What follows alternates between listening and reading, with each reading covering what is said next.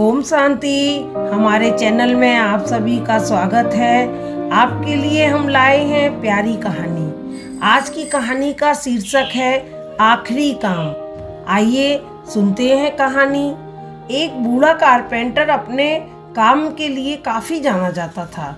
उसके बनाए लकड़ी के घर दूर दूर तक प्रसिद्ध थे, पर अब बूढ़ा हो जाने के कारण उसने सोचा कि बाकी की जिंदगी आराम से गुजारी जाए, और वह अगले दिन सुबह सुबह अपने मालिक के पास पहुंचा और बोला, ठेकेदार साहब, मैंने बरसों आपकी सेवा की है, पर अब मैं बाकी का समय आराम से पूजा पाठ में बिताना चाहता हूँ। कृपया मुझे काम छोड़ने की अनुमति दें। ठेकेदार कारपेंटर को बहुत मानता था, इसलिए उसे ये सुनकर थोड़ा दुख हुआ, पर वो कारपेंटर को निराश नहीं करना चाहता था।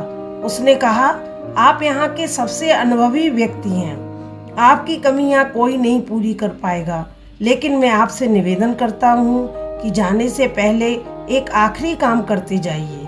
जी, क्या काम करना है? कारपेंटर ने पूछा।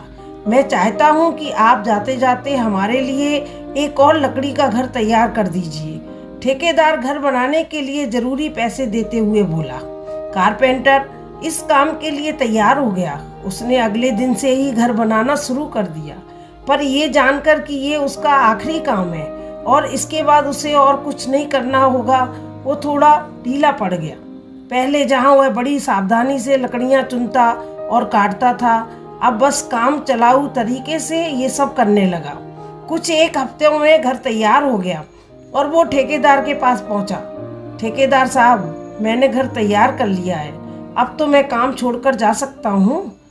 ठेकेदार बोला, हाँ, आप बिल्कुल जा सकते हैं, लेकिन अब आपको अपने पुराने छोटे से घर में जाने की ज़रूरत नहीं है, क्योंकि इस बार जो घर आपने बनाया है वो आपकी बरसों की मेहनत का इनाम है। जाइए, अपने परिवार के साथ उसमें खुशहाली से रहिए।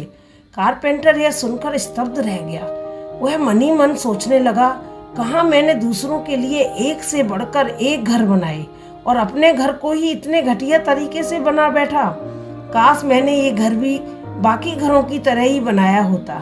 इससे मुझे ये सबक मिलता है, कब आपका कौन सा काम किस तरह आपको प्रभावित कर सकता है ये बताना मुश्किल है। ये भी समझने की ज़रूरत है कि हमारा काम हमारी पहचान बना भी सकता है और बिगाड़ भी सकता है। इसलिए हमारी कोशिश होनी चाहिए कि हम हर एक काम को अपनी पूर्ण निष्ठा के साथ करें, फिर चाहे वो हमारा आखिरी काम क्यों ना हो। ओम शांति।